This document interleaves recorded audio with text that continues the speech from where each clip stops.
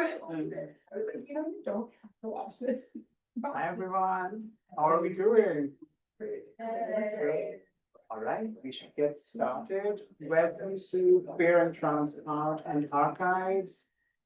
This is a full panel. We have 4 speakers today. I will introduce them.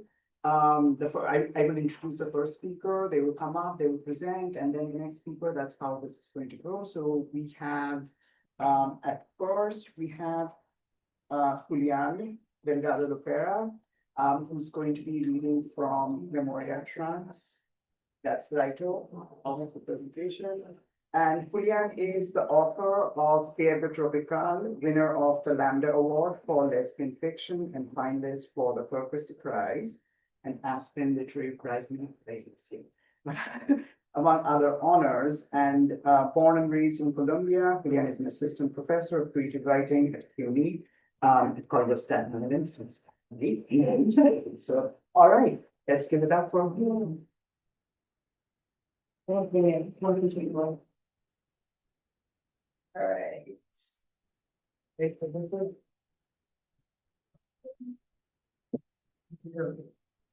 right. All right, excellent. Hi, everybody. Can you hear me? Yes. All right. Very excited to be here. Let me put a timer so I don't go over. I'm Julián Delgado Lopera, and I'm going to be talking about a project called Memoria Trans that I started with my friend Marcel Pardo Ariza, who is a visual artist. We began this project in San Francisco out of the need to be able to see ourselves reflected in the archive. So Marcel and I are both Colombian, we are both immigrants, we are both trans, and we had both been doing work with both artifacts and archive in different capacities, but we had not really seen kind of like a whole archive or a bigger project around this. So every time I would go to the GLBT Historical Archive in San Francisco and I was like, oh, can you pull out like the trans Latino stuff? They'll be like, oh, no, I don't know, we don't have stuff.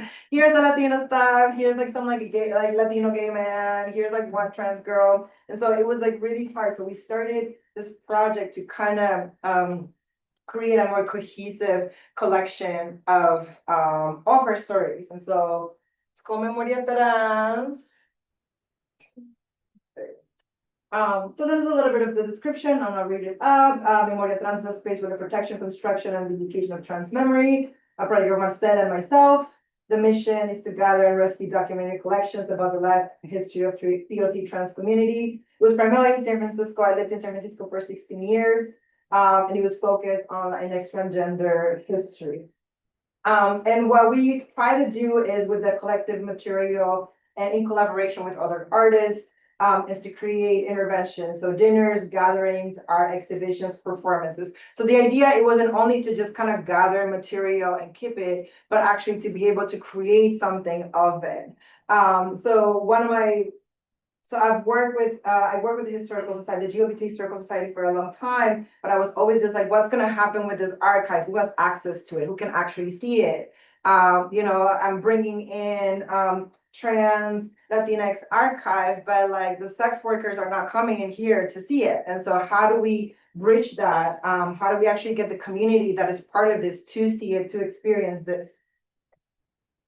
So this is some of the projects that we've done: 50 and Fabulosas, Orquídea, Viva 16th Street, Quina. I'm very, very lucky to be trans. And then the last one is we've been working with the La Vasquez Archive. So I'm going to touch briefly on 3 of the projects. So 50 and Fabulosas, and it was a group held by Mother Adela Vasquez. It was a group of trans Latina women over 50 that was meeting at the AIDS Foundation. Adela was my mother, my trans mother, and she passed away 2 years ago. But she was holding this space for a long time. It was for Spanish-speaking women, and they would just sit back and throw shade and support each other. So it was just a place where they would just go and kiki, but they all had to be over 50. So in collaboration with Marcela and myself, we created kind of documentation of that. We wanted to do portraits, but also collect some of their oral histories. So I am a writer and Marcel is a photographer. So we kind of brought both of our expertise together.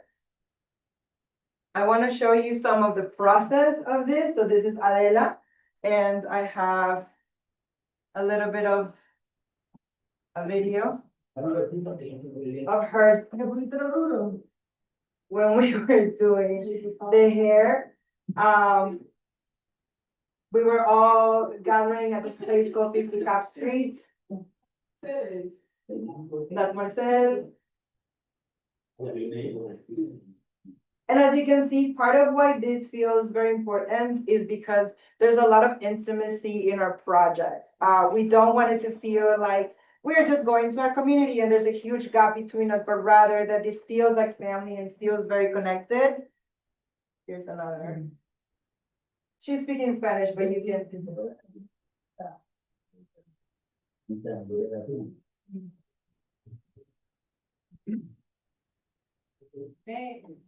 So I was gathering a lot of the oral stories and Marcel, and I was supporting Marcel with the photographs. She's like, I'm just channeling Cuban lady from Miami. She's Cuban. Es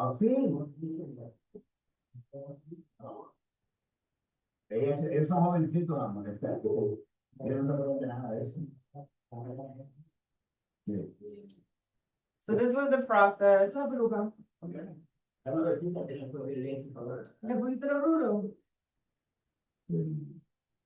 Okay. So these were some of the photographs that we took of the people that went there. It was the first time that some of them had gotten kind of like a portrait photograph taken.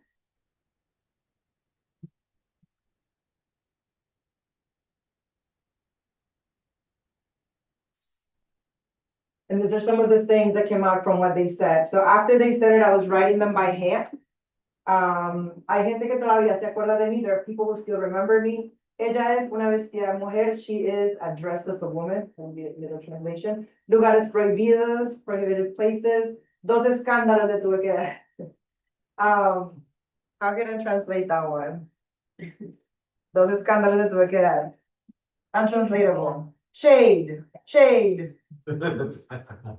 Me gusta el drama en maquillaje, no en vivo. I like the drama in makeup, not live. Este look es drama, this look is drama. La palabra transgender no existía, era vestida. The word transgender didn't exist, the word was vestida, was stuff. So these are just some of the words that came up out of the oral part of the conversation. And so we created a little bit of a scrapbook that was showed at Southern Exposure in San Francisco at an exhibition where we put some of the words and kind of did a little bit of a collage with all of their faces.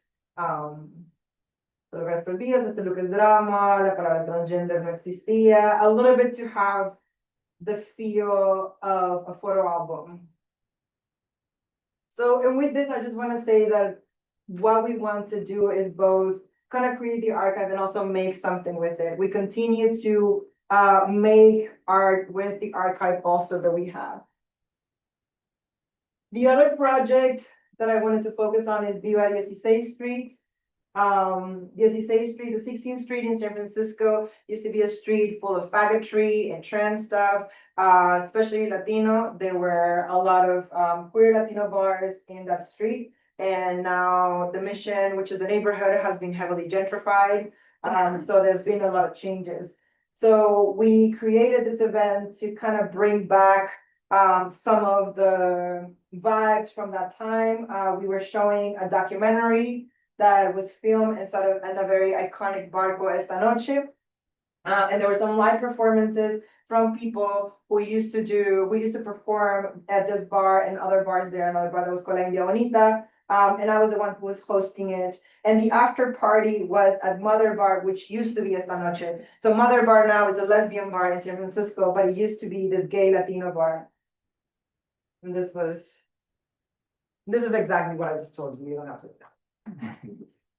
And this was the kind of the video that we made for it. I grew up on and was raised on 16th Street, like Racialized. So I was from the community.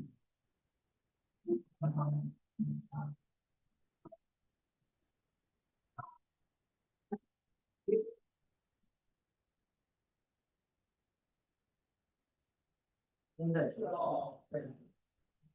I grew up and was raised on 16th Street, like, Right, so we did it, it was a collaboration with the San Francisco Public Library. We hosted it at the public library. All of the people performed. It was the last time that my mom performed live, before she passed. It was like very, very meaningful. And so this is just like some of the kind of document photography from that day. And this is all of us kind of on stage.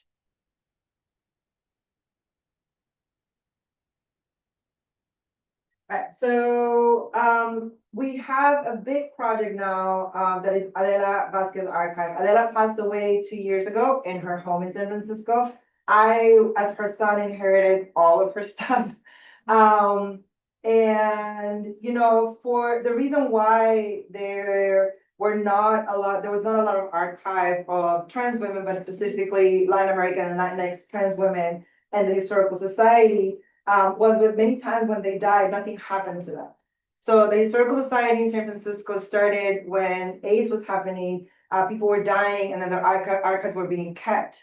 And so when, for instance, a white man died, it was easier for them to keep the archives.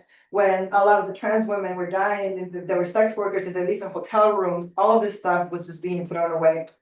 And so she put me in her will because she knew I was going to be the one taking care of shit. And I did. And so now we have all this archive. But what happened was that because of displacement, because of gentrification, Adela lived briefly in Miami. And so Marcela and I had to go to Miami where there was a storage to get a bunch of her stuff out. And we had to lie to everyone. You know, I am her son, but the law doesn't recognize me as her son. So we had to run through all these loopholes to be able to rescue all this stuff that we now have. These are some photographs of us in the storage unit trying to get some of the things. This is all her shit that is in there. She has so much stuff. There's some photographs of stuff that we found. So all of her sunglasses. I told her always that she was such a lesbian because she loved tools. We used to call her the handy trani. And she loved Christmas. So those are Christmas. And this is some of the photographs. The most beautiful thing that I found were all this boxes of photographs that now I have from the 80s and 90s, both before she transitioned and after, that are both the documentation of herself, but also of her friends, of that time period, of like kind of underground queer Latinx life of San Francisco during that time. And this is a video of me going through her bureau, finding things. I hope I don't say anything terrible. If I do, I'm so sorry. I didn't look through the entire video before posting. Maybe there's drugs, so. So I have not seen any of her things in like 5 years. You know, she left this.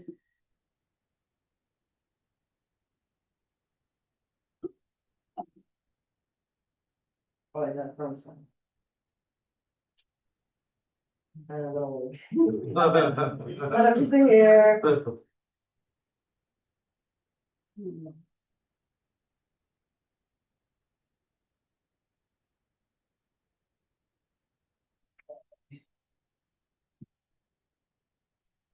So this is some of the things I just want to show you a few of the photographs that we found. I have so many. I have too many.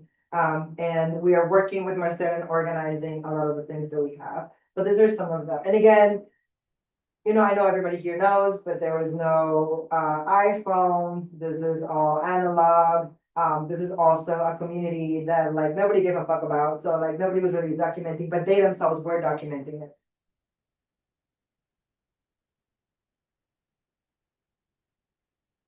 I love that the ponytail is just exquisite. And her hands always do so much.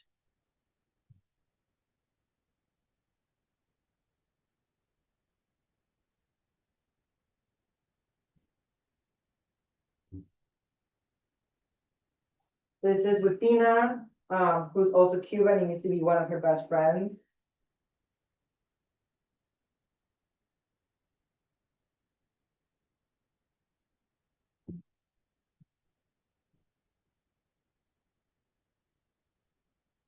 This is 1996. The hair is just incredible.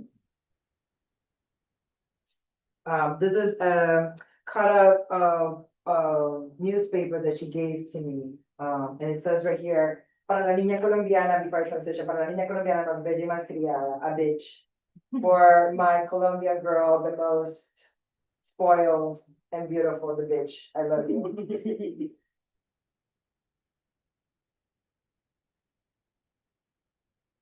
And this is the last one.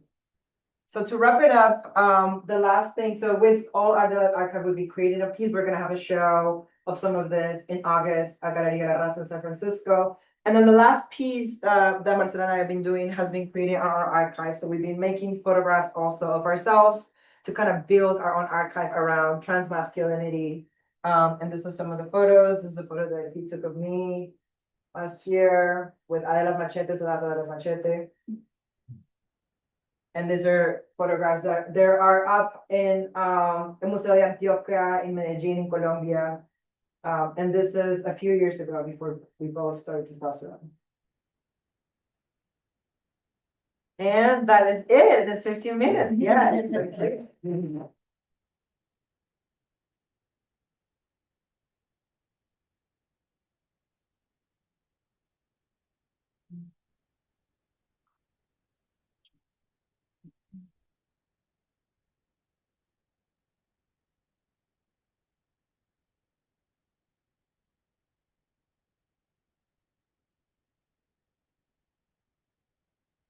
Okay, yeah. So that was wonderful. Thank you, Julián. Our next presenter is Amelia Carter, and her presentation is titled Sapphasaura and the Queer Work of Reptile Reproduction in the American Museum of Natural History. Amelia studies history and sociology she studies, the history and sociology of science at the University of Pennsylvania in West Philadelphia on Lenape land.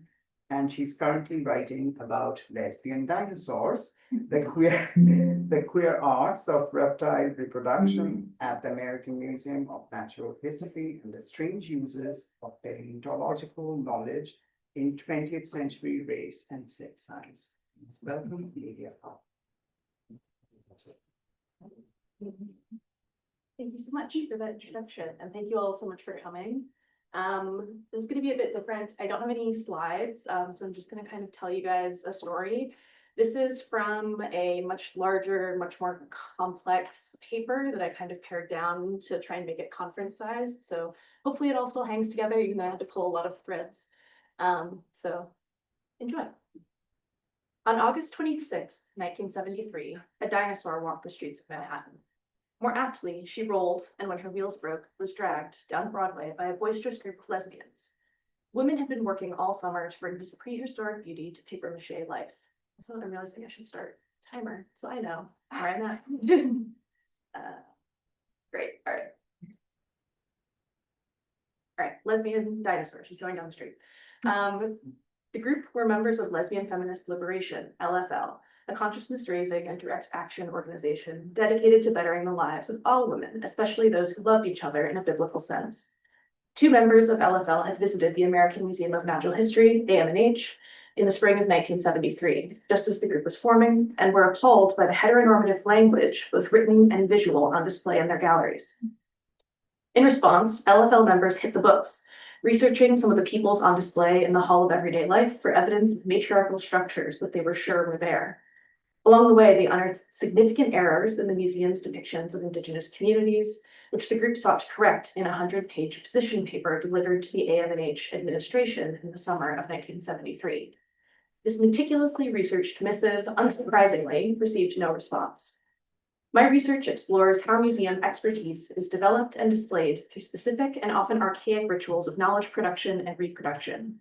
A group of non-museum affiliated, non-accredited, non-scientist women, and lesbians at that, could never have been seen as reliable sources for museum material, especially not edits of already public-facing exhibit copy.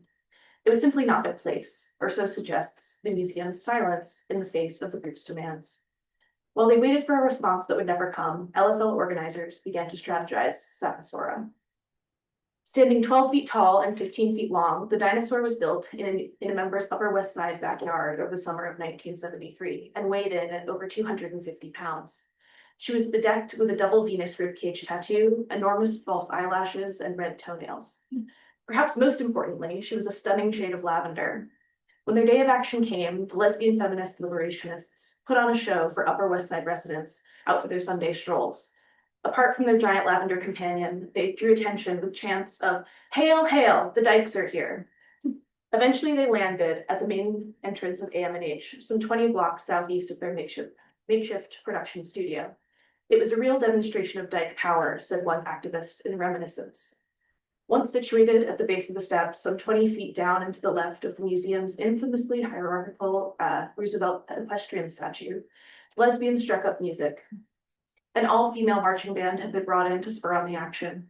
While there were chants and signs demanding that the museum hire feminists, the main event was dancing on the steps of this hallowed hall. They two-stepped before the bas-reliefs of water buffalo and gazelle, beneath a list of words describing Roosevelt as everything from a sportsman to a scholar. In the few images of this action, it is clear that the atmosphere was joyful, and how could it not be, with Saint Sapphasaura blessing the event.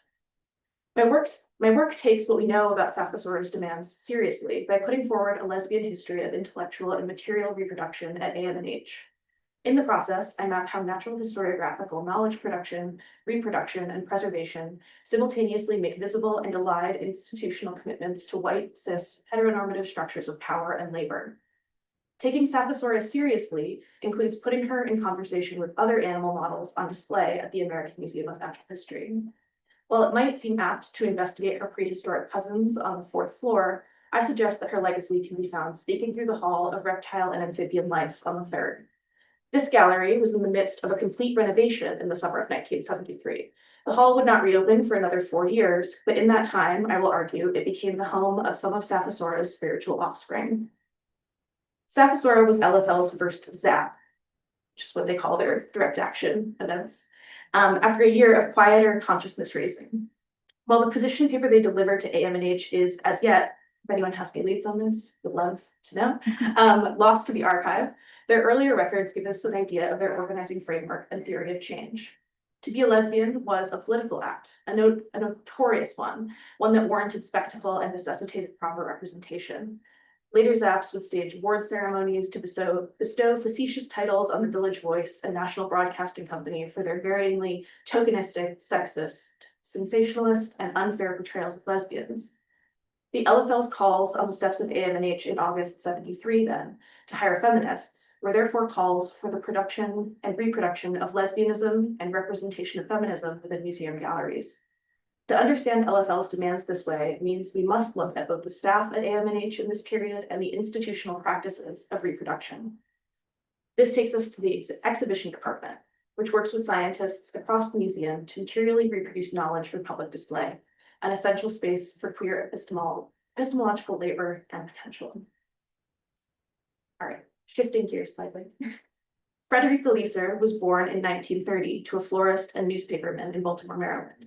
She had a boisterous childhood surrounded by animals at her parents' private zoo in the Adirondacks. She attended Bennington College for painting and eventually made her way to New York City, where she became known in the late 60s for throwing elaborate lesbian costume parties in Greenwich Village. She was well known and well liked, dating women of a similar social class and cultural orientation, including the architect Phyllis Berkby. While carving out flamboyant community in the village, Frederica was also working to make scientific knowledge material on the Upper West Side in the exhibits department at AM&H. While her job title is difficult to discern in the haphazard AM&H archive, she does appear in the Employee Benefit Association's newsletter with various titles throughout her 21-year-long career at the museum, including preparator, painter, and union president. Images of her painting a python 3 times her size, cleaning the teeth of an alligator, and freehanding a supersized reproduction of a Lascaux horse from atop a scaffold give us an idea of her varied responsibilities as an exhibits professional. Preparators are often thought of as craftspeople or artisans, not scientists. The role did and can comprise any number of tasks, from cleaning exhibits to building delicate mounts for insect specimens to, as Lester most often did, painting diorama backdrops and animal models for display. Quote, the first thing I did was paint 4,000 mangrove leaves, plastic mangrove leaves, she said in the 2003 oral history. Like so many preparators before and since, Frederica worked on exhibits for which she would never be credited or publicly acknowledged. There are traces of her in the official AMH archive, a scant employee profile, a single box of slides, one Technicolor annual report cover. On the slide, she paints an Indian python coiled around a clutch of eggs. The change in detail and color of her shirt indicates that the images were taken over 2 days, although the painting undoubtedly took weeks. A mix of ectochrome sepia and vivid Kodachrome, the slides are labeled with Frederica Leeser, notably her name is spelled wrong on this, which always baffles me, preparator, working on model of Python, 1974. This model and at least one of the photographs were used in a short exhibition titled The Making of a Python, which ran for the month of March in 1974. This exhibit detailed how the live casting of an Indian python from the Bronx Zoo by AMH scientists and exhibits professionals was sort of a groundbreaking event. The snake was 9 feet long and 35 pounds. No match for Sapphasaura, but an impressive specimen nonetheless. I cannot verify its age or gender. Unlike most of the fauna on display at AMH, this python model was not the product of animal death. The Bronx Zoo snake began its life in Southeast Asia, but it would not end on the Upper West Side. Innovatively, it was anesthetized, straws were placed up its nostrils, and it was cast in plaster while it slept. The experiment chronicled in The Making of a Python exhibit was, according to AMH, the first known casting of a live animal for display. In February 74, a press release from the museum read, the first model made of live python, plus snake itself, to appear in museum exhibit. The snake, on loan from the zoo for the month, lived in an enclosure beside its plaster counterpart. Whether the python had a clutch of her own, whether she was female at all, whether she could see, let alone recognize herself, reproduced behind glass, is left out of the record. What is left, it turns out, is the python's plaster skin. After my initial archival visit in 2024, I decided to make use of my free museum admission and wandered into the Hall of Reptile and Amphibian Life, under no illusion that this 50-year-old cast would still be on display. Most models, similar to Sapphasaura, are a bit too ungainly to hold in archives, so they usually get thrown out after an exhibit is closed. Today, the gallery, you all can see this if you would like to take a little trip uptown. The gallery is dimly lit with 10 large octagonal cases floating in 2 rows. They glow yellowish green and give the impression that real animals could be living in them, that the low light is for their benefit, not ours. We're supposed to follow a staking figure 8 from reptiles to amphibians, diversity to defense to reproduction to reticulation. You are generally following the life course of the animals as you travel up and down, in and out of family trees and branches, kingdom to genus to species, and back again. In perhaps a moment of subconscious queer temporal resistance, I moved through the space incorrectly. Loping past the leatherbacks, I tried to come up with some kind of joke about stonebush sea turtles. Turning puns over in my mind, I made my way down the last row of cases, distracted, until I was stopped in my tracks. There she was, huddled under a rock outcropping beneath the words parental care, birthing, and hatching. I literally gasped, and I don't usually go in for that kind of thing. Parents and children streamed past me, occasionally stopping to read the text that explained the python was out of the norm. Most reptiles abandon their eggs and young to fend for themselves. This python would stay with her eggs for up to 9 weeks, with only occasional breaks for water. She would shift her body to keep them 15 degrees warmer than the surrounding air, at least for a time. This was the most highly developed form of parental care on reptile display in the ring. Later, I would learn from her interview that Frederica likely painted or had some hand in making all of the reptiles in that case, most of them in that room. In that moment, I was captivated by this mothering python. She's still here, I texted my wife, and I sat down on the bench and tried not to cry. That's not the end. I know I'm running it long.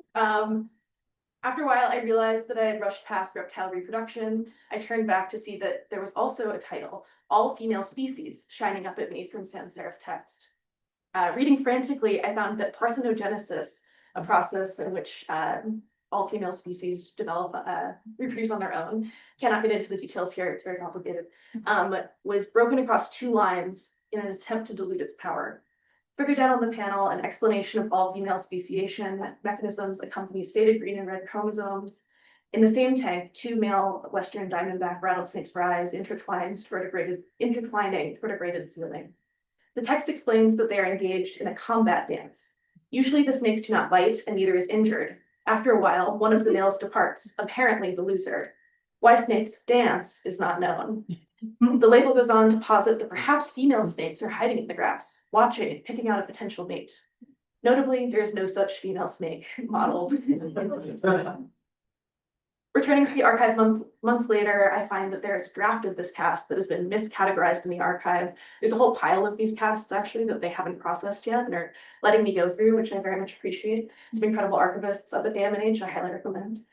I have a whole description of this, but I'm gonna skip past it so we can basically get to the end of this.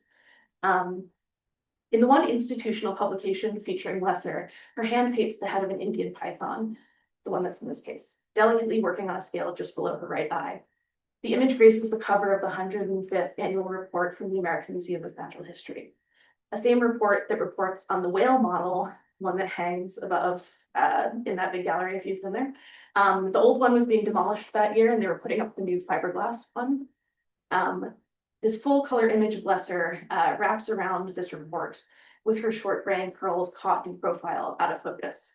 Across the blue of her shoulder reads a short summary of the painting process for the snake and the single line, here Frederica Lesser, her name spelled correctly this time, of the exhibition department completes the replication process. Her credit is not replicated anywhere else in the report. This includes a list of staff for the Department of Exhibition. Only senior curators and preparators are named. Lesser would not receive such standing until 1979, 19 years after she began working at AMNH. While Lesser first displayed the python in 74, the hall itself would not fully reopen until 77. It had been closed for serious remodeling from 69. This means that while many of the species had likely been selected for modeling by 73, the written content of the hall was more than likely still in process when the LFL sent their memorandum when they marched down Broadway and planted Sapphasaura on the front steps. So did the museum hire feminists in response to Sapphasaura's stunt? As a historian, I'm hesitant to offer such direct causation narratives, but there were certainly feminists and even lesbians already at AMNH. They were assistants and preparators. Some were likely scientists in a traditional sense. They were all workers. The temporality of museum work seems to take its cues from the deep time it often displays. Things move slowly, sometimes imperceptibly so. The conservative nature of scientific archives, even and especially those in museums, means that when change does happen, it can be hard to make out. Museums function as collections at every level, category problems, archival ethics, meeting at the interstices of an institutional fractal. Erasure is reproduced across museum work, from wall labels to finding aids to staff lists.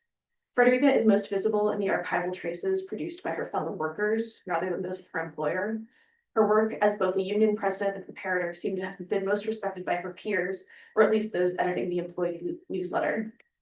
Indeed, an image of her in 1978 features exhibition department intern Elizabeth Donnelly admiring Lesser as the older woman works atop a scaffold on a massive banner.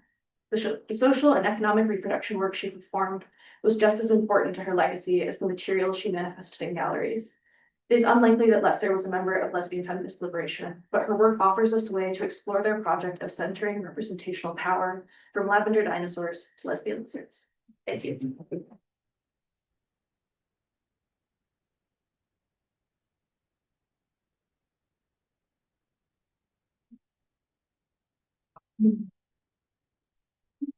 Your media. It's been a while since I've heard that word from Francis. Flashback to high school, my biology days. Our next presenter is Georden West, and the presentation is titled Harder to Imagine. Georden West, the dog park pond, who makes the personal film. And they will be a PhD candidate at UCLA this fall. For more, check out jordanwest.com. That's sorry. What Yeah. doesn't work for your club? You want me to go? Okay. Do you have a site? Alas, you're going to have to deal with my human voice. Okay. So there is anyone here from Indiana? Okay, Savannah, very cool place. So there's a bus that runs from Indianapolis Airport to Bloomington. It costs $14.98. We stop at a Hampton Inn. I have to drag my bag a mile past the salon advertising an unbeatable spray tan deal to the Holiday Inn down the street. Over breakfast, no eggs. The server told me I died in September. I was shocked. She had had a stroke, but it was a fabulous hook. Indiana must be purgatory, all bred in a dead woman. I'm just here for the porn. I'm retracing another pilgrim's steps. Dr. Thomas Waugh's Hard to Imagine, Gay Male Eroticism in Photography and Film from Their Beginnings to Stonewall remains the most comprehensive study of gay erotic film and photography that will probably ever be undertaken. As Waugh sifted through the Kinsey's bounty of 180 films made prior to World War II, he was surprised to find about 15 depicting male same-sex activity. Then things get murky. 8 to 10 French films, about 5 American, 1 each from Cuba and Spain. 8 to 10, about 5. Waugh is doing the mashed potato on quantitative data. Then comes his electric slide. Only 7 are named. 8 are missing. Like any good fag, my lexicon adopts Dr. Waugh's very own. Kinsey Institute stag films made before World War II that include a hardcore act between 2 people of the same sex. Of course, this all had to be done under the supervision of an archivist. Me in my cubicle performing being unaroused, and them at their desk performing not watching me for signs of arousal. Expecting to exhume Dr. Waugh's Bane 15 male homosexual films, what I found subverted porn studies' reification of male homosociality. In addition to Waugh's name septet, something truly haunting occurred. Sitting in a swivel chair across from the uneasy archivist, I watched the next film, Lesbians. Another, Lesbians. I would need an EMF meter to be sure, but the cubicle seemed to shake with ghostly laughter. Well, someone has been fibbing. Research is a naughty game of telephone, and we can trace that cord back to the scholarly kitchen to Waugh twirling it around his finger, handset pressed against his ear, chatting with no one other than every porn study scholar. Uh-oh, the call is coming from inside the house. Hard to Imagine uses gay male and homoerotic interchangeably, begging the question, who and what was Waugh counting? If we didn't love an origin story so much, people would stop making Hunger Games prequels, quoting Hawking, naming their children Eve, and writing about Courbet's L'Origine du Monde. Alas, here's another Genesis. It's a classic high school musical dilemma. The Anglo-Saxon stands spotlight on the adolescent stage, whirling while they mull under a fundamental question that will make or break the rest of senior year. The pen or the sword? They reach a Troy Bolton solution. Both. When they weren't busy warmongering, colonizing, and being double agents, the Anglo-Saxons wrote. Herat became heart, stag became stag. But more interesting than the development of these discrete words is the transformation from eeny, miny, mo, interchangeability, to rhetorical choice demarcating social class, where gender occurred as an alley-oop rather than a free throw. Men, hang up your jerseys. Something more interesting dribbles down the court. Elites chase hearts, they belong to kings, queens, God, but stags sat in hunting treatises, a word for workers who pin prey for princes. Anyone here from Colorado? Nope, okay. So, I grew up in Colorado. King's Deer made Arthurian loser Gawain look cool. 2004's hyper-securitization and its little dog real estate cut out the stag and all of his rhetorical trappings and paced into Colorado, an obvious plea for the nouveau riche to buy stucco homes where the snowplows won't go. Green ripped a yellowed subdivision in two. Our surroundings were ambiguous images. Here we were in middle America, driving SUVs down Royal Troon in Lockmere. Do you see a piss gold stabbed by a golf course, or a golf course island drifting in a urine ocean? At night, we would tear down to the only grass for miles and collect golf balls. My mother suggested we wash them to sell back to the country club. But although I wish I could say we were a small army sharing not just genetic code but an anti-capitalist sentiment, we just weren't that industrious. My 5 brothers, anyone 5 brothers, anyone? Absolutely adored Raffi's song Banana Phone. Yeah, it's a good one. Yeah. By the time the 1994 release completed its decade-long odyssey into our CD player, the 4 rows in the family 12-passenger van were socially stratified. The distance from the driver's seat directly correlated to political power. It was a specific 21st century inferno. The farther back you went, descended, the darker the world became. Unidentifiable goops, unmentionable odors, and don't dare look in the cup holder. But Banana Phone was a song of the revolution. If I wasn't first to the car and the music was on, a cry would ring out. Cellular, modular, interactive odular. I was consumed by fear. Brewing inside that white metal box was discordance and dissent, upheaval and power struggle. Someone would be literally unseated. The little white balls shook, rattled, and rolled through the van like wild periods, punctuating turns onto roads straight from chivalric romances. Archer's Drive, Trumpeter's Court, Sherwood Trail, Knight's Crossing, and all from the back seat. I can't help but sing ring, ring, ring, ring, ring, pondering King Steer's Fordham. Horse stigma remains most fraught of female gender stigma since it publicly invokes sex work, both obligatory and forbidden, at the core of the sex class system. Like other pretenders to their aristocratic throne, horse spits on the ground to designate class and gender lines, forming a mall-style girl gang with fellow ship wielders, deceit and betrayal. Calling someone a whore points an ugly finger at the deception of class performance.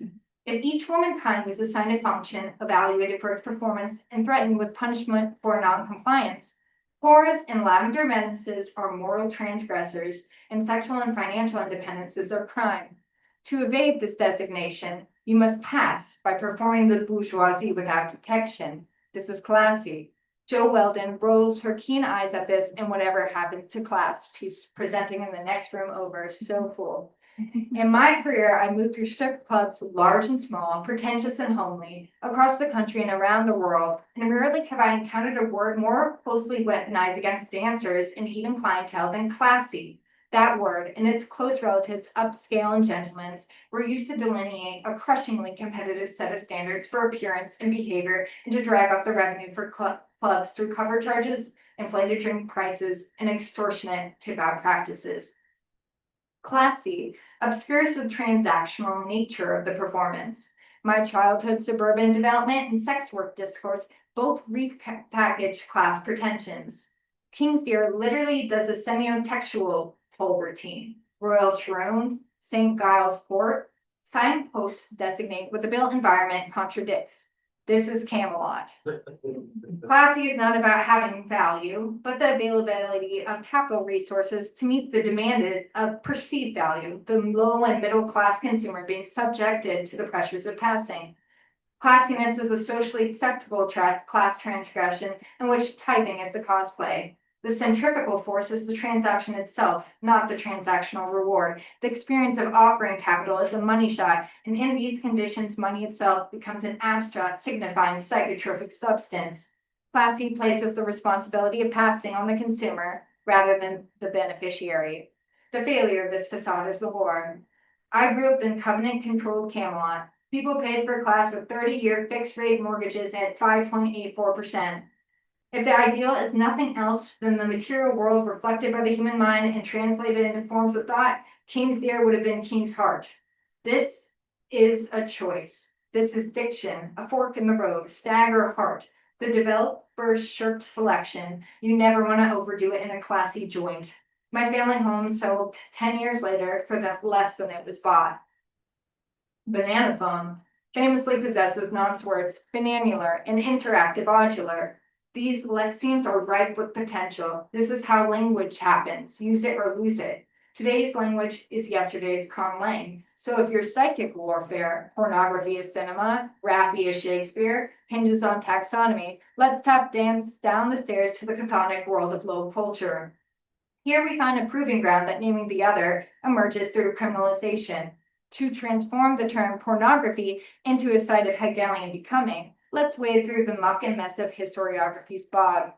While cinema shares an etymological ass with pornography, graphy meaning to depict, the philological conception of pornography remains an active designation or marking, at once an accusation, distinction, signage, and signature. James Grantham Turner questions this 17th century trend. What does it mean to call someone a whore? Or more precisely, to write prostitution across a person or institution? The etymology of the modern word pornography encapsulates these questions. Many of the body tales, lawsuits protesting against sexual defamation, political satires, prosecutions for disorderly behavior, and crusading journalism, as well as direct depictions of sexual practice, exploit the ambiguous relationship between two elements that would eventually combine. Porne, signifying the prostitute openly revealed and reviled, and graphi, the expressive mark, the engraved sign, verbal as well as visual. Turner emphasizes everything depends on who is making the mark and who controls its interpretation. Whore is actualized Orwellian newspeak that cuts through the entire process of classifying women, assigning social status according to their sexuality. Whore implies speaking, dressing, otherwise would be devious and trickery. Here the word trap comes to mind, but don't let me get too excited. A cinema, of course, emblazons a vague lower back tattoo of content and or authorship, but also a class distinction. So we begin here with an insistence that is not what is said, but who is saying it, approaching philology like sexuality, the ultimate perpetual motion machine. While early cinema was silent, the language contagion that ballooned around was anything but. Stag, the cinematic descriptor as we know it, did not solidify until after the 1930s, coinciding with the anti-obscenity crusades that swept the nation of the first half of the 20th century. The sort of assumptive mad libs of what? Hardcore pornography, who, men, where, smoke-filled clubs or brothels, a false memory placed by backdating a term that perjurated with time. Like any word that suggests the abject, the undesirable, it deserves closer examination. So get your head in the game. While pornography is classified by the whores it represents, somehow the presumed sexuality of hardcore acts are viewed through the lens of an assumed audience. The narrowness of Waugh's definition mirrors his assessment of the stag as Mantown, USA. When asked point blank if you define stag film as hetero or homo based on an a priori viewer, Waugh was direct. Basically, yes. I've never heard of a lesbian stag film in the pre-Stonewall era to my memory. Waugh's audience is a crack running down cinema studies' forehead, parting its mouth into a four-way stop like that pothole your car or 12-passenger van dips in and out of so fast you forget to breathe, thinking someone should really fix that. Audience reflects a prescribed relationship. It's the doctor's orders. It's teleological. It's deductive. It's perjurious. It totally lost its keys to the car. Scammers convince octogenarians their car insurance lapsed. They want a free cruise. A crown prince is just one wire transfer from regaining the throne. Foucault implies archivists swindled by establishing statements as events and things. The difference between a scam call and a prank call is not who acts and who is acted upon, but how many people laugh. In Carson McCullers' Sucker, Pete tells his cousin that if he jumped off our garage with an umbrella, it would act as a parachute and he wouldn't fall hard. The sucker did it and busted his knee. And the funny thing was that no matter how many times he got fooled, he would still believe Pete. Suckers get laughed at, but watchers always get the last laugh. In 1887, Mr. Luis Delaplane Jr. gave a stag party to a number of his gentleman friends at the handsome residence of his mother. After several hours of fin-to-seat karaoke, the Wheeling Sunday Register reported, instead of feeding the hunger of the mind with excitement, attendees were busily engaged in catering to their well-whetted appetites with an elegant menu consisting of salads, cold meats, oysters, etc., etc. While newspapers of this time insist that these parties were in every detail strictly sad, Freudian slip there. There was not a woman to be seen or heard, hence the Freudian slip there. The representational systems that nullify women provide the most proof for no embodiment. When Lewis's rager at his mommy's house ended at 1 a.m., the guests bade their farewell after paying their respects to Mrs. Delaplane and her charming daughter, Miss Hulda. Rutrow, the dears were home and Lewis didn't give a fuck. This boogeyman left little clues for our friends, Fred, Daphne, Velma, Shaggy, and Scooby-Doo, that disrupt mythologized notions of presence. Who prepared the meal? Who served it? Audience shakes a fist, and I would have gotten away with it too if it weren't for you meddling kids.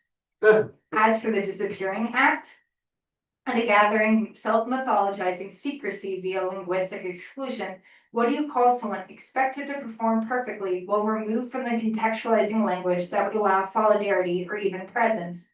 Knock, knock. There, Nobody. nobody. Thank you.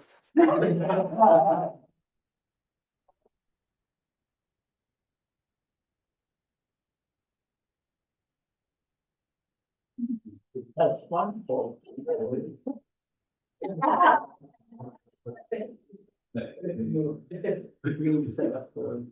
Yeah, I'll wait. Okay, all right. So our next presenter is Aaron Bisson. Aaron is a sixth-year PhD candidate studying the contemporary novel post 9/11. His dissertation examines the ways queer and diasporic authors use intimacy as a thematic and formal tool to reimagine identity, embodiment, and belonging. And his paper is titled Intimate Archives in Queer Racialized History in Justin Torres's Blackouts. Please welcome Cass.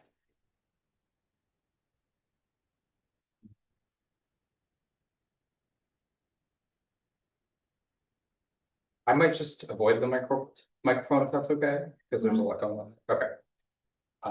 Hi, everyone. I'm not sure how many of you were able to attend the keynote speech that Justin Torres did yesterday. I don't know how much he may have talked about the book that I'm about to discuss, and if so, sorry for any of the repetition or the redundancy.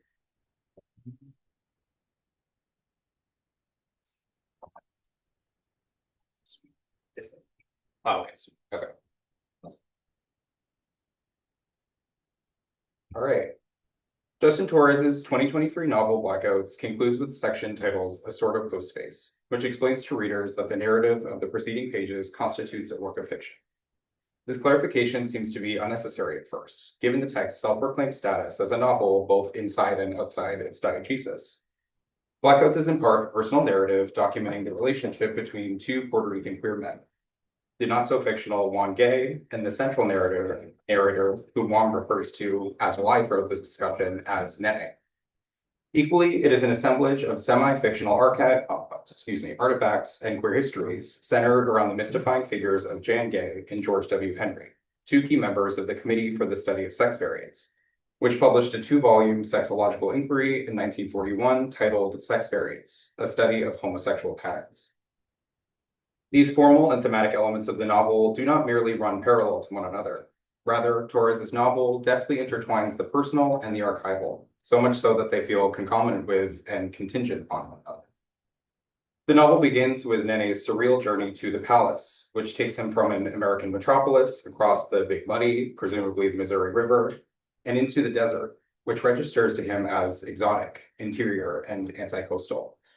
His ultimate destination is a dilapidated facility that is reminiscent of a hotel, an asylum, and an elder care facility, though it is not immediately clear what conditions have attracted its tenants.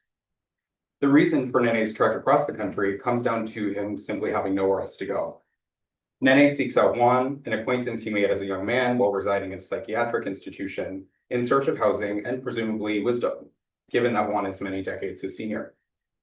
Perhaps to his surprise, he discovers Juan in a state of disrepair, standing at the point of egress, supporting himself against a door frame, not just thin, but skeletal. Nene quickly finds himself in the role of a caretaker, tending not just to Juan's physical body, but also his memory among the living. Juan's personal history, namely his ties to his adoptive lesbian parents, Jan and Jenny Gay, the former of whom played a crucial role in the development of the sex variant study and tried to curry favor with its committee of quote-unquote experts to prevent the sexual pathologization of its subjects, is made tangible through his grant project, which he hands off to Nene in anticipation of his death. Juan does not directly state the purpose for this project, nor the methods that Nene should employ in order to complete it. According to Nene, the purpose for Juan's bequest is threefold. He hopes that Nene will memorialize, 1, the history of his life, leading up to his encounter with Juan at the present, 2, the history of the sex variant study, and by extension, the history of Jan Gay, and 3, the history of Juan's life leading up to his imminent death. In a diegetic sense, Blackouts is primarily a record of Nene's unfolding literary process, a series of recollections and creative collaborations through which he and Juan narrate their lives to one another and on behalf of others. including Jan Gay and the opaque subjects of the sex variant study. Nene's work of fiction implicates Juan in the process of his narration. Inasmuch as Nene directs the course of his narrative, his authority is often spliced with interjections from Juan, challenging Nene's constructions of the past or his aesthetic expressions by simply taking over and assuming narration for a time. Torres's novel, and subsequently my own research, considers the history of sexology alongside methodologies from queer and trans of color archival studies to determine how we might intimately interrogate the archive. I want to offer a brief close reading of this novel to illustrate a concept of queer intimacy with the archive, which has shaped my graduate research over the past few years.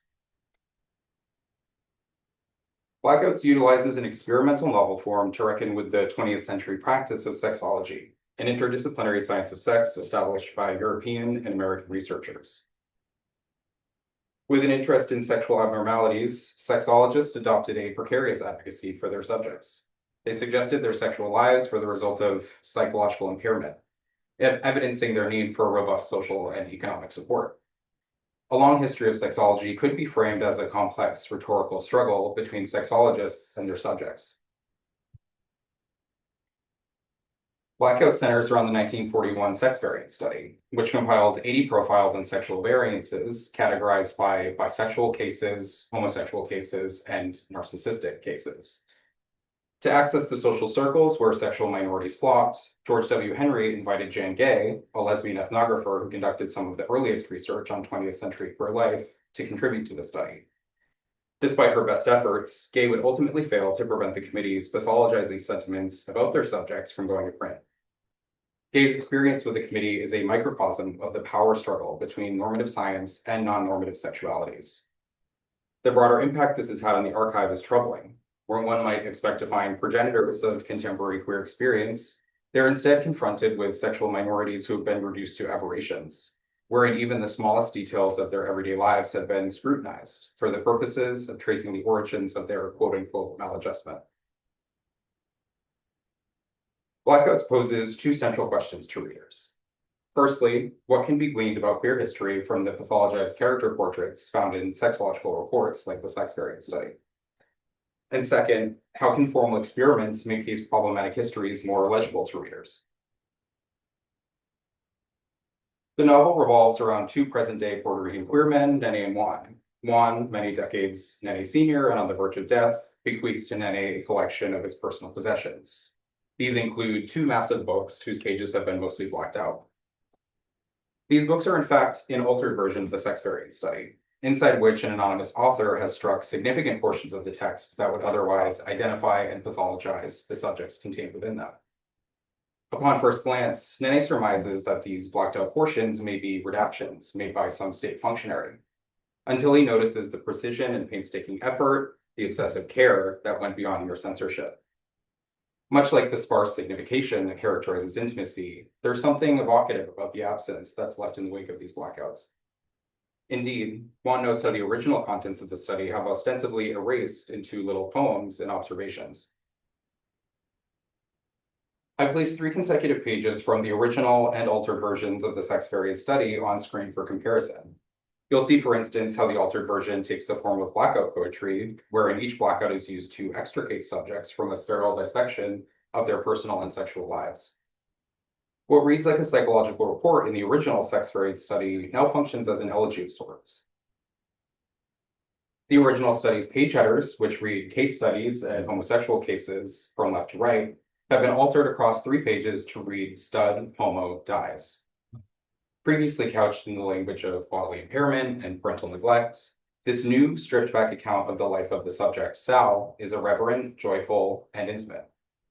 It now reads, to Sal, to be the 12th and last child of these parents, to start off in life with poor health and poor eyesight, to these disabilities to happen to the age of 7 when he became aware of a desire to press his face against the buttocks of a man, to nestling, to be held in the lap of a man, to kiss him and be petted by him, to press his face against the buttocks of men.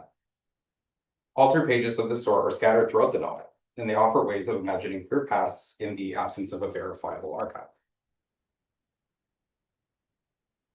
Broadly speaking, narrating queer and trans of color archives in this vein fosters useful but sometimes precarious recognitions between subjects of the past and the present. Scholars like Jules Gill-Peterson highlight the discursive potential for transgender studies, trans historiography, and the trans of color interdiscipline to engage with historical desubjectification, which can sometimes produce out of a surplus of ignorance a different form of knowledge that can affirm the rich but opaque interiority of Blackness and transness preserved in the archive.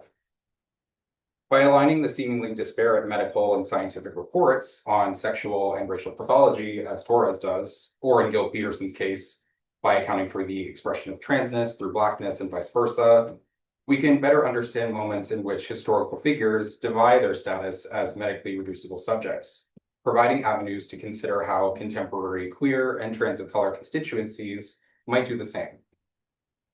I use this as a basis for my reading of Blackouts, approaching the text as a kind of transposition of past and present by way of its two central characters.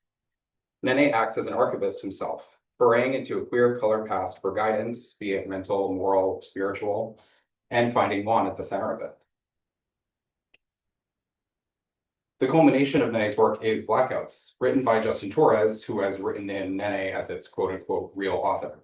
What Nene has created is a self-proclaimed work of fiction, in which materials from Juan's possession appear beside a narrative of their complex relationship that involves mutual care, exchanges of personal histories, and counter-narratives of belonging that challenge the sexological record. Juan provides Nene an insider's lens into the production of the sex variant study, documenting the internal struggles and feelings of Jan as she navigated her time in the committee. But insofar as Juan, his personal archive, and his connection to real historical figures like Jan may be fictionalized, it is also this fiction that enables Nene to imagine alternative pasts for sexual minorities contained within this archive. In the vein of Saidiya Hartman, Nene reconstructs intimate histories to displace the received and authorized accounts of history, in order to imagine what might have happened, or might have been said, or might have been done. Reflected through the relationships between Nene and Juan and Jan and Genya, the list goes on. These intimate histories unsettle the notion of the factual altogether, and they dredge up the fictions that have sustained sexological inquiries from their earliest inception. Queer intimacy with the archive allows Nene to locate himself within the faces of subjects like Sal, without being consumed by their misrepresentation by sexologists. I choose the word faces here with intention, noting what the novel, and by extension Nene, beseeches of readers at its outset. One of the earliest pages from the Altered Sex Variant study begins with the header "Face Me" and is accompanied by 2 lines of text. It says, however, many homosexuals fail to survive the rigors of the constant intimate association with men. For contemporary queers generally, facing this intimate association within the archive is undoubtedly a rigorous process, rife with medical homophobia, transphobia, pathologizing language, and unpaid labor. But at least for Nene, the payoff for maintaining that intimate association is to be able to bend specious narratives of queer histories to his will. Blackouts equally contends with sexology's complicity in racial pseudoscience, bringing to mind Joan Lubin and Jean Beccaro's declaration that the work required to sustain the fantasy of white supremacy is often outsourced to sexology, which conscripts people, be it enslaved, coerced, or dispossessed, as experimental subjects whose bodies are compelled to testify to their alterity from the norm. The queer of color dimensions of Blackouts center around Nene and Juan's connections to Puerto Rico, an American territory without federal voting rights, which ties them to legacies of racial injustice and disenfranchisement.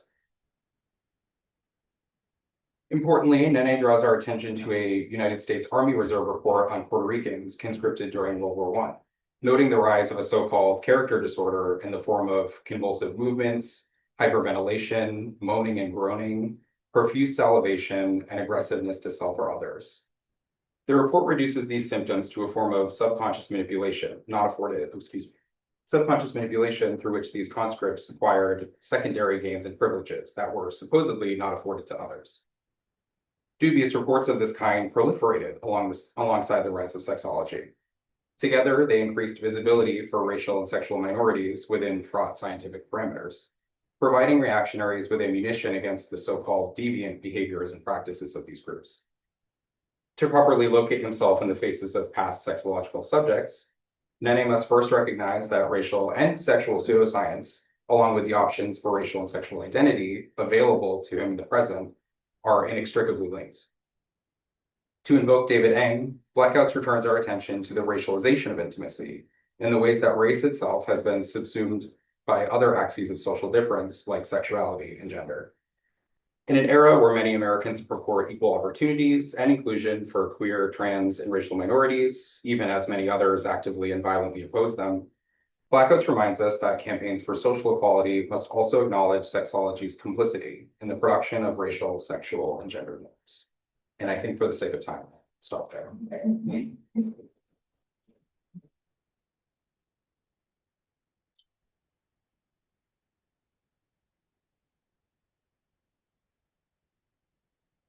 I think we have about 10 or so minutes for the Q&A. I would invite the panelists to come and sit in these chairs, and so as we wrap our heads around all these wonderful, like, 4 reputations. And I think one common theme that is emerging is it's there in the title, the word archives, the centrality of it, and how recent queer art has, queer and trans art has engaged with it. So I open the floor now for questions, reflections, comments. Thoughts.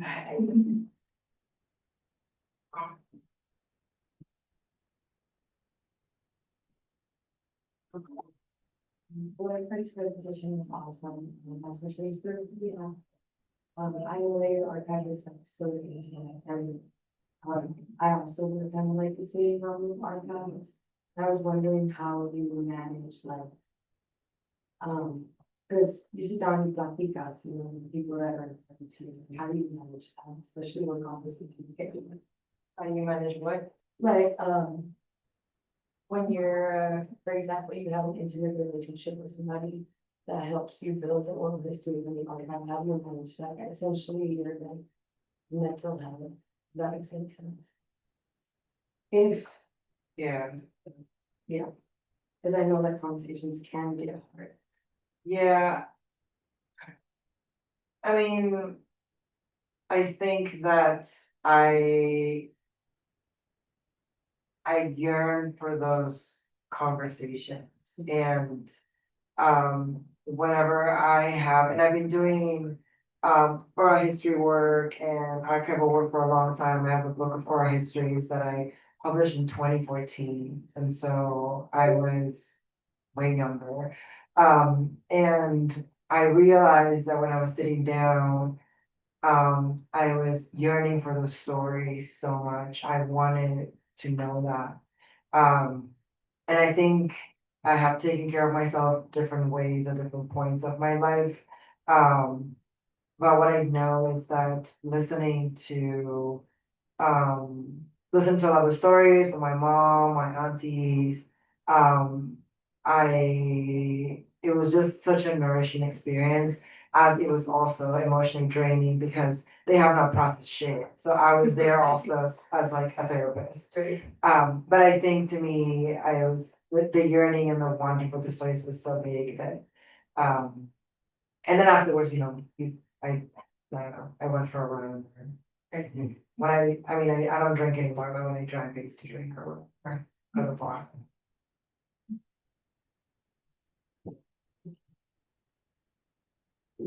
Question also for you, this is more like processing also the archives, are you digitizing stuff? Yeah, so Marcela and I were working with someone to help us develop that website. I moved out of San Francisco 2 years ago. I live in New York now, so that's been a little harder, but we want to be able to make this accessible to anyone. We're trying to follow what, there's an Archivo Trans in Argentina that it's really beautiful, and you can just go on their website and they have all these things available. And so that's kind of what we've been wanting to do. So we're in the process of that. We have a lot of her archive already digitized. It's just not populated yet, but we want to be able to make it accessible for people.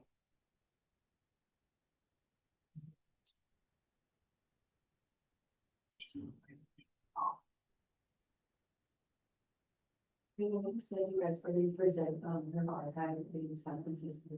Yes, do you guys have like an Instagram page? Do I have what? Like an Instagram. You can follow me on my site, I'll give it to you afterwards, and then we're having a piece of hers.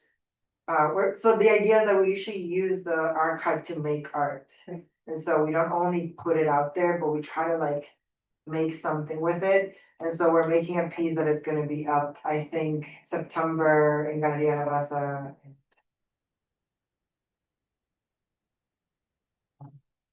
Came in halfway, so I missed two of the presenters, but just listening to the last two and thinking about Anjali Arundeka's keynote just now and coming in with, of course, the weight of a scholarship.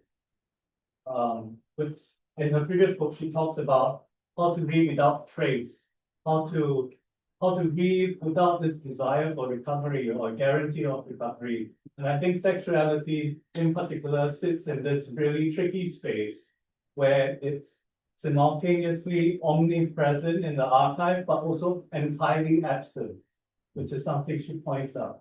So just thinking through the last two kind of methods of redaction or opacity or using language in a way to obfuscate or to block.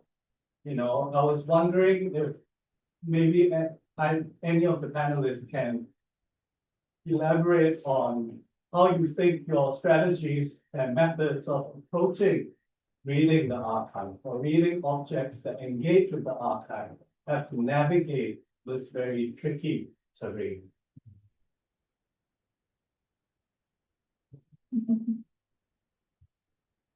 Yeah, I guess I can try and answer that question. Yeah, and the keynote address was fantastic. I think another thing that was really sticking out for me, I think the words that she used to describe the work she was doing was that it's either redemptive or persistent. I don't know if that's entirely correct, but that's definitely the work that I see Torres doing as well, where it's sort of like a revisitation of the archive that isn't to like literally like dredge up that these people that are here and not to ignore the fact that they've also been erased to some extent and pathologized and like distorted in many ways. Like I don't think the attempt that he's trying to make is necessarily to rectify that, but I think it's sort of like, what can we do with the fragments that we've been given? And in a way, I think what he's doing is sort of like, can we lean further into absence as a way to generate new presences? And I think those presences are more imaginative than substantive work. I don't think that the work that he's trying to do, or hopefully not what I'm suggesting in my work, is that we are creating a new archive, so to speak, or like revising the archive. Yeah, I think that's where I'm thinking so far. I'll say first. Is this the only way they can hear us online? Is that the? You can take the mic off. Yeah. No, this is, so, no, you can use it if you want. Okay. Yeah, that's for the. That's for the people out there. I am bastardizing Fred Moten, paraphrasing Bisson, but like anything that looks singular usually suggests a multitude. And so I think viewing these kind of spectral traces as opportunities for it to represent a larger whole. And is anyone familiar with Peter Pan? So Tinkerbell's dying, right? And you don't say I believe in fairy, you say I believe in fairies. So to me, it's always like if I'm calling upon a multitude when I'm trying to awake something singular. I'm more interested in the architecture of our archives, so I'm not working within the kind of spectrum of singular lives or having to bring authenticity to that, but looking for these strands that suggest multitudes is how I look through the archive.